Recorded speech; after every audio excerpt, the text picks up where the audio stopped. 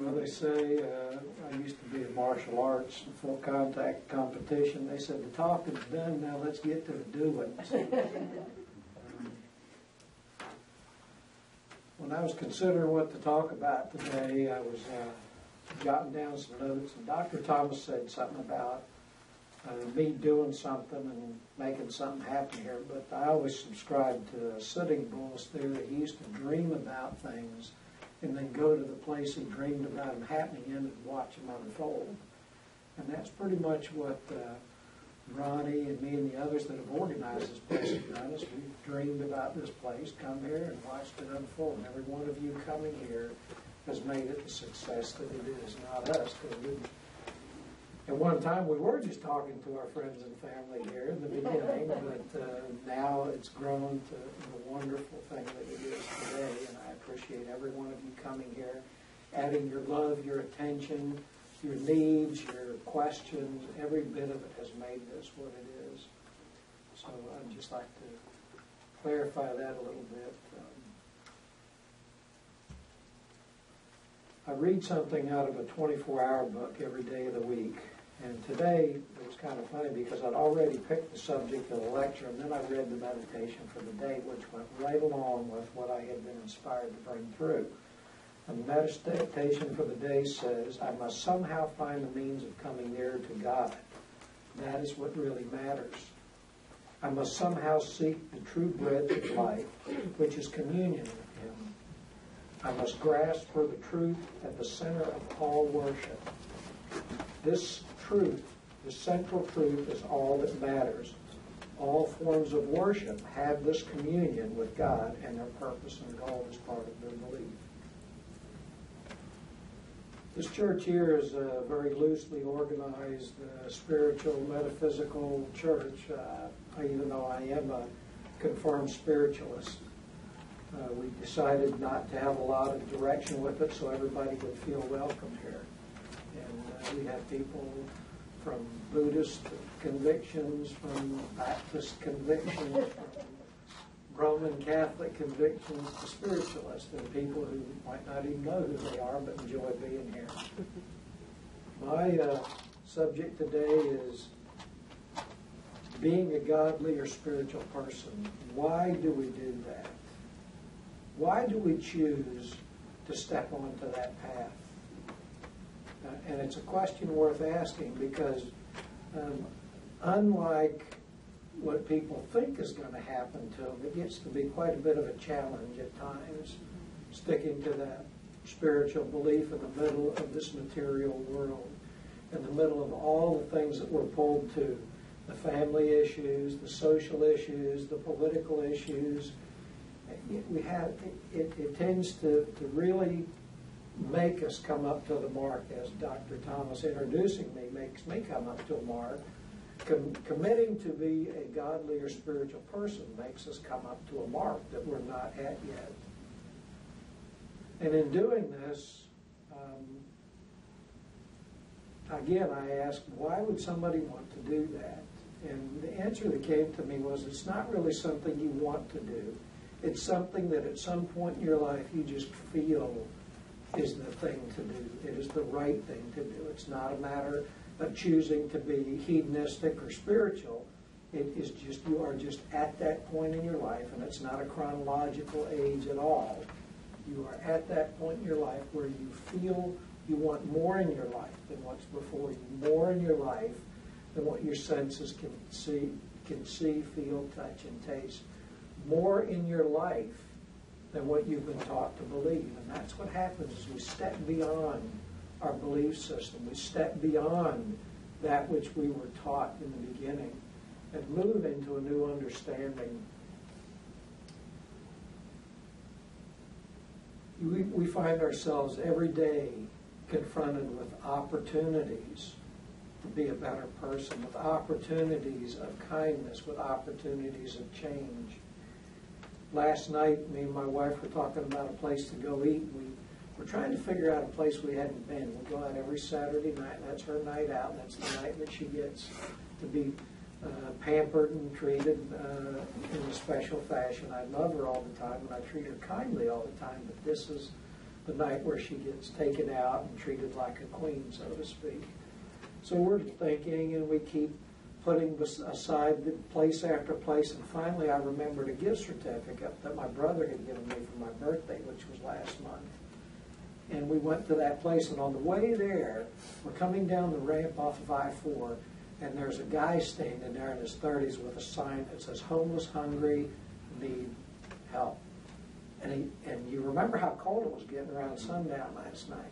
This guy's standing there in a T-shirt, shivering, nothing but a backpack next to him. And you know, it's not like we got stuck way back in the line of traffic, way away from him. We stopped right next to him, and he's standing right next to the window.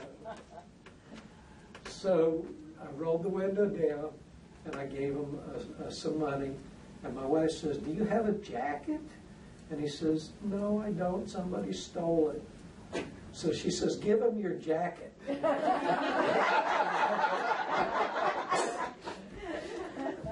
And that evening, I hadn't worn my dress jacket. I had worn my work jacket, which is a pretty substantial jacket. I'm outside in construction. And I'd already given all my spare jackets in the donation that we did to the Sandy's victims. I only had one work jacket left.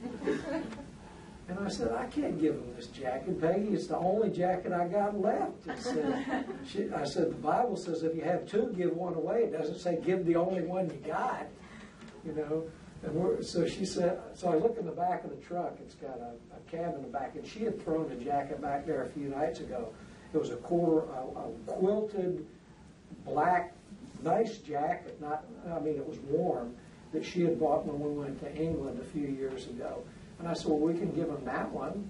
She says, "Okay." So we give him that one, and we drive off, and we get to the restaurant, and there's a big line there. It's packed.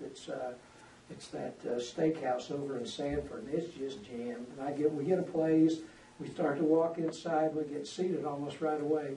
And I said, I couldn't, in my work jacket I had stocking caps and gloves. And I said, I could have given him the stocking cap and the gloves to help him out. She says, "Well, go back and give it to him." I said, "All right, I'll do that." So I pull out of the driveway, and I'm telling you, every parking place in there was taken, and there was 10 people in the street trying to find a parking place when I left. So I drive back up there, park by the side of the road, give him the stocking cap and the hats, and he just couldn't believe it. He was overwhelmed. And he put it right on and went back to holding the sign. I drive back to the restaurant, and there was a space emptying out just as I pulled in there. So, and she gave away a coat that meant a lot to her, that she had a lot of memories with. And the stocking cap I gave her was one of these knitted caps that I had had for almost 25 years. This thing looked like it was hand knitted. I had it up north and kept my head warm up there. I had it before I even had my current wife, which is 15-some years. So I gave that away to him, and this is what you do. You give things when the opportunity presents itself. I wasn't giving him my only coat. Now, through the line there. There is a certain amount of common sense you have to have with your spiritual discipline. You can give things to help people, but if you give away what God's given you to survive, then shame on you. You can't keep giving away indiscriminately. You have to honor what's given to you by the universe and by God. And if you don't take time to honor it and appreciate it, you're not going to get more for a little while. You have to take that time to trust that. And in keeping with all of this, I have to put these things into perspective, because I'm also going through a very trying time with my family and my children. And this guy standing there, you wonder how he ended up there. My kids, you wonder how they ended up, how they're at, where they're at, and why they're there. And at some point, you have to realize that people are where they're at by the sum total of their own decisions. That they continually decide where to be and how to be there. And at some point, when you keep intervening, you just prevent them from making the decisions they need to make. You shield them from bearing the consequences of their own actions. And that is not being a spiritual person. is being an enabler. And something that happened to me when I kept doing that with one of my children, kept on giving and giving and giving, was I suddenly found myself without the ability to give anymore. I kept giving him money and money and money, and I woke up one day and I didn't have any money left. And he still needed money. So what happened with that was natural law came into play. God removed me from the ability to keep interfering, which is what I was doing, with his spiritual path. So we have to watch ourselves. There's a difference between helping and interfering. And it's a fine line that we walk when we look at that. And that's how we manage to step back from situations, especially with family, that we can't seem to resolve. Because you can be there, you can help to a certain point, but when it gets to be not help and interference, you have to reassess what you're doing. It doesn't mean that you stop loving them. It doesn't mean that you stop feeling compassion for the situations they put themselves in continually. But you realize that the solution is to let the conditions take over. It's similar to when I was a lifeguard many, many years ago, when I still had hair. One of the techniques that you're taught for when you're rescuing somebody that's foundering out there is you let the elements take over on them. You don't try to grab them when they're in the middle of a frenzy, thrashing about, trying to keep from drowning, because all they'll do is drown you if they get a hold of you. So you're taught to let the elements do some of the work for you. Let the elements tire them out, and then you can rescue them safely. And that's very similar to what happens to people in their lives and how you help them. You have to let the circumstances, and that's how God worked with people. He lets the circumstances that they put themselves in overwhelm them to the point to where they're helpless and really want help. And that's when true change can occur. And that's what I have had to do, is to step back and let the situation continue and help when I can, but not interfere. So I would ask you to think about that a little bit. Practicing what we believe is what I've been talking about. We study things, we educate ourselves in sayings and belief systems, and that's spiritual education. When it really becomes of use to us is when it becomes knowledge, and knowledge only comes through practicing it to the world around you and believing in it, not just remembering it. And it's going to change a little bit from the book version to the applied version almost every time. So that's your part, taking the book version and applying it and changing it to your own, making it your own and believing it as your own. I work as a spiritual counselor, I work as a medium and a healer, and I give advice to people all the time. Do you think I can trust the advice that I get from myself? It's real easy to give other people advice, isn't it? It's real easy to deliver to them what they need to hear because you're not emotionally invested in it. But when the Spirit gives you that little suggestion, you go, is that really what I'm supposed to do? Is that really the solution? And you just kind of let it mull around and roll around. And what happens to us with spiritual suggestions from the unseen side is that there is a time element to them. They are given to us when the timing is right. If we delay acting on them too long, the timing moves off, and then we try to do it, and it's just like walking through mud. And we go, well, that must not have been the answer. It was the answer at the time that we got it. So with spiritual inspiration, what God in your life does is it gives you a timing to do things that you know about your whole life. But it creates that inspiration when all of the universe is at that point in time for you, when all of the influences are at that moment to make the greatest change for things. That is what spirit inspiration does for you, with things you've known your whole life. It creates the timing. So when we hear things, we have to act in a timely fashion on them, because it's not always the right thing to do, only at the right time.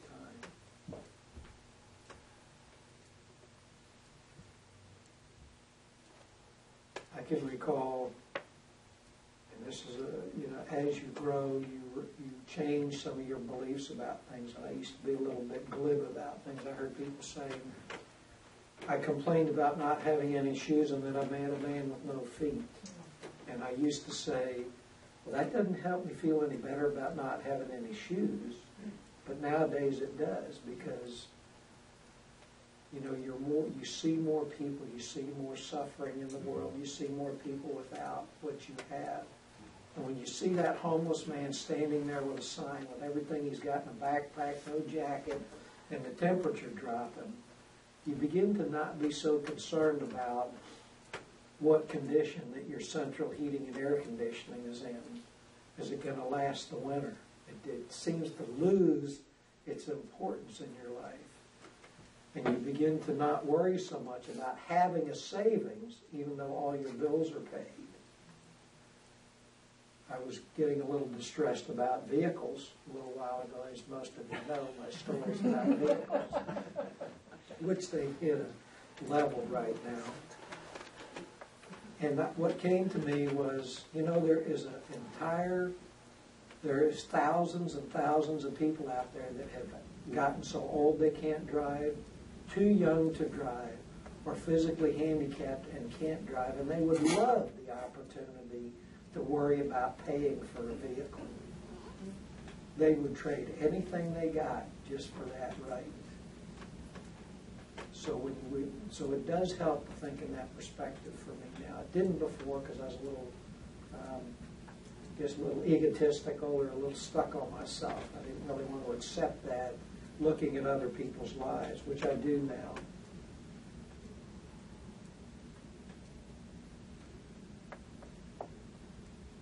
I guess some of the things to help with being a more spiritual person that has helped me is to be kind to yourself during your spiritual unfoldment. Be kind to yourself about what you choose to take on and what works and what doesn't work. It's not a contest. You're not going to get a certificate at the end of the journey. You're not going to get any kind of acknowledgement a lot of the time for the advances that you make in the privacy of your own home and the privacy of your own mind. And many times you won't even be able to see it yourself unless somebody you haven't seen for years, 10, 15 years, comes up and says, you really have changed. You're a lot calmer of a person. You just seem to really like life a lot better. And you're going, well, I still feel pretty much like the same person. I guess that I'm making a little progress. For those of you who know a little bit about my life story, I had run into somebody I hadn't seen in about, 15, 20 years. And I had changed so much physically and spiritually. The guy barely recognized me until I said my name, and he just couldn't believe it. He said, I saw you a few times, and you used to run around with my brother. He said, but you can't be that guy. You can't be that guy. He said, you're so responsible now, you interact with people so well. He says that you just can't be that same person. So sometimes you do see people that will give you those heads up. But again, the spiritual progression that we make, many times we have to take time to appreciate it, much like the blessings that I've talked about honoring. You have to honor yourself for the spiritual progress you've made. However little it is something worth honoring. Because the littlest change takes a monumental effort on our part to change ourselves, to truly change, not learn something in a book and think you've changed, but to practice it, to trust it, to bring it into your life. That kind of change, however little, is worth honoring and patting yourself on the back for. A lot of times the people that see you making the change are going to be some of your worst enemies to it. Because once you start changing, they've assumed you're a certain way. And if your spiritual belief works and you change and they admit that you've changed, then they're going to have to change themselves. So they deny the change. They sit around and they wait for you to make a mistake, to be your old self for once or twice. And it's, aha, there you are. There's the person I know. Aha, you're not who you say you are. And they go back to their nice little life as happy as they can be, that they don't have to change. So don't get caught by the ahas. Honor yourself in your changes. And ask yourself 3 questions a few times through the week. Either just rant, either just in the calm of the day or in your meditation. Do I believe I'm being led? I mean by a higher source. You answer that question. The next question is, am I being led well? And the third question, and probably the most important, is what is my responsibility to that guidance?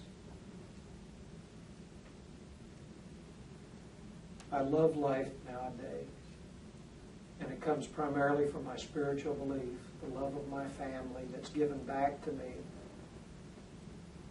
And even though I have difficulty with my family, they still love me. Even though I won't respond to every single little request of theirs, they still love me, and I can see that. I take a moment to sit on my back patio. I've got a beautiful view of the western sky and the setting sun. I wake up in the morning, and on the bed is my wife, my dog, and my 2 cats. And they're all eyes open and looking expectantly. And you just have to, you can either look at it and go, oh my God, I got to do something for every one of them. Or you can look at them and just relax your mind and feel the love. Feel the family that's there. You know, and that's what you have to do. You have to take time to feel the love, God's love that's always there for us. It's there every moment of every day. Only us choosing not to feel it makes it not there. Spiritual harmony is a choice. Happiness is a choice. What happens with me with my happiness when I lose it is I put conditions on it. It's got to be this, it's got to be that, I've got to have this, I've got to have that, and then I'm happy. Happiness is just like God's love. It's there all the time. It's a state of being. It's not something we attain. It's not something we buy. It's not something that we manage to create. It's always there, just like God's love. Choose to be happy. Choose to feel God's love. Thank you.